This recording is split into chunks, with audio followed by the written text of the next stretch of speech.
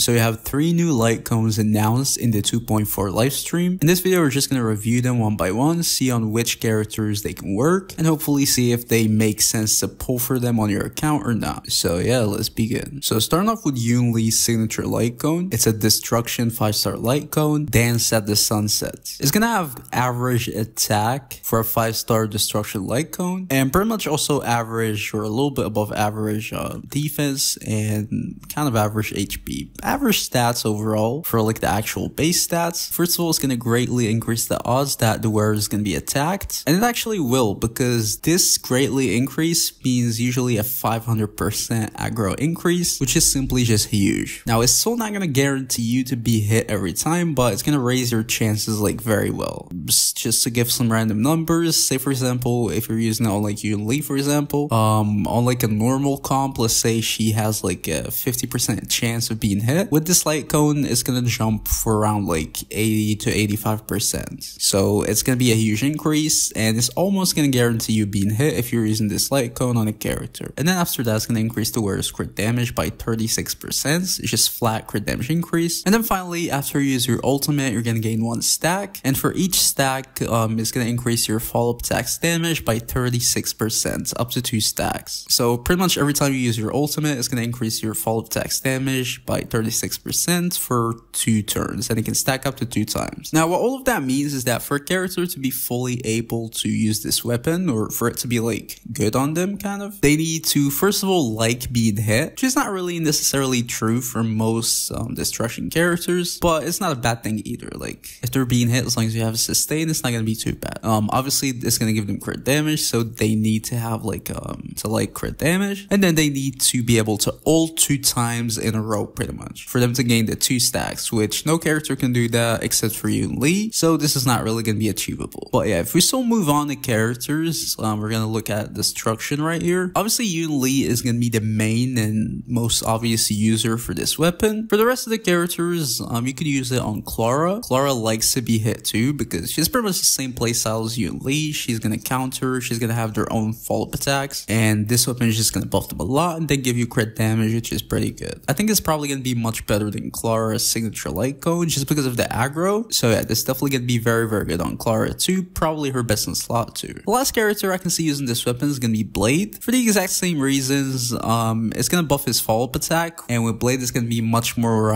less consistent with his follow-up attacks because he just doesn't follow-up attack as much, but it's still going to increase his aggro, which means his follow-up attacks are going to be more often, I guess. And he likes that, and then it's also going to give them some crit damage, which is pretty good. So that's pretty much it. I think it works like less good on Blade, but it's probably still like a top tier weapon for him. But yeah, the 2 characters who can absolutely use this weapon are just going to be Yoon Lee and Clara. For the rest of the destruction characters, I don't really see it working on any of them. I mean, as I said before, it's going to bring aggro to them, which I think most of them won't like. And then most of them cannot really follow-up attack here, or at least I don't remember.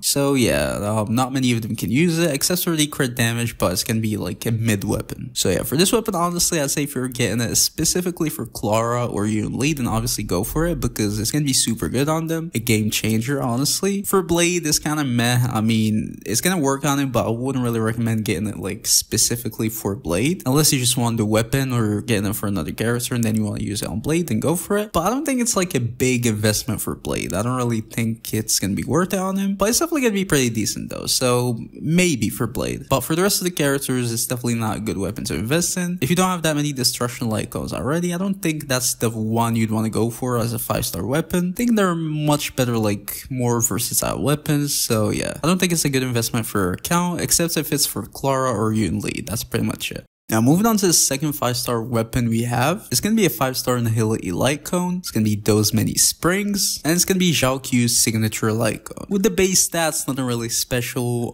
average attack, a little bit high defense, and then HP is kind of lower than average, so overall just like average stats, that's it. But moving on to this light cone's passive, first of all, it's going to increase the wearer's effect hit rate by 60%. I don't know if you guys know, but that's a huge effect hit rate increase. If you compare it to like other Nihility light cones, we can can see that most of them just gonna increase your effects hit rate by like 20%. The most I think is gonna be Silver Wolf's signature weapon is gonna increase your effects hit rate by 40%. So 60% is definitely huge and new. So yeah, just by equipping this weapon on a character, it's gonna increase their effects hit rate by 60%. And then we have, after the warrior uses a basic attack, skill, or ultimate to attack an enemy target, there's a 60% base chance to inflict a debuff on this target. This debuff is gonna make the target receive 10% more damage, or 10% increased damage, and it's gonna last for 2 turns. So whenever you just attack a target by your normal attack, skill, or ultimate, they're just gonna receive a debuff, and they're gonna be receiving more damage. Simple as that. And then if the target is under a DOT state inflicted by the wearer himself, so it has to be the wearer that inflicted the DOT, there's another separate 60% base chance that the debuff applied on the target is gonna be upgraded. So instead of the first one, that's gonna increase the damage received by 10%, it's gonna give you another debuff that's gonna add in another 14%, and that's gonna result in a 24%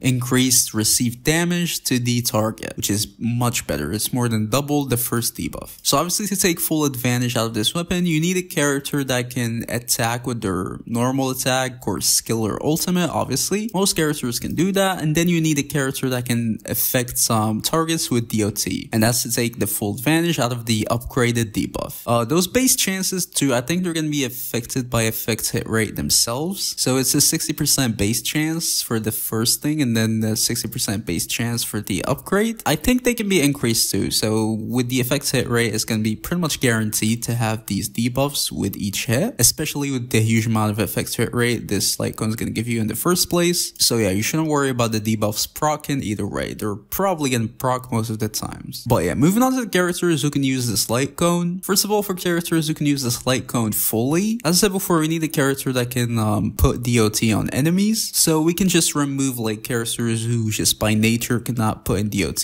due to their element. So like Welt is going to be out of here, Pela is going to be out of here. They just simply cannot take full advantage out of this light cone because they cannot apply DOT. It's as simple as that. For the rest of the characters though, they can apply DOT, and with most of them, they can probably take full advantage out of this weapon. And when they do, they're just going to be supporting the team a lot. Maybe with some of them, they won't be able to consistently proc the passive, but most of them can manage this weapon.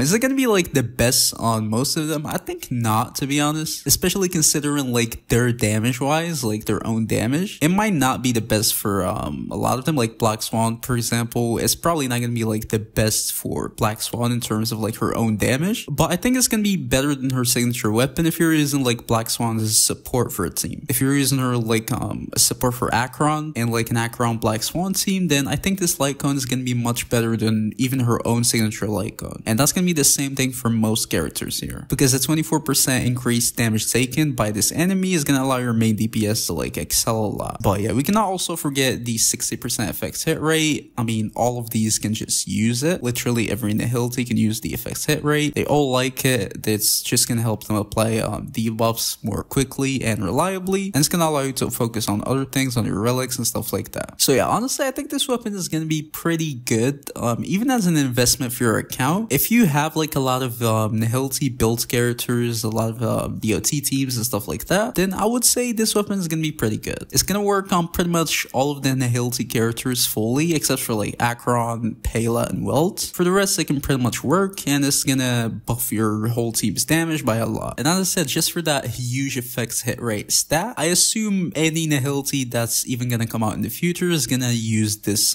like light cone pretty well. So yeah, honestly, I think this light cone is worth it, especially if you're getting Zhao Q himself. I think it's good, but even if you're not getting him for like Black Swan, Gnifin especially, for example, even Silver Wolf, if you don't have like her signature, if you want to go for like a gotcha 5-star Nihility light cone, then I'd say it's not a bad light cone to go for. It's definitely good. It's good value for your account. So if you need a Nihility 5-star, I'd say definitely go for it.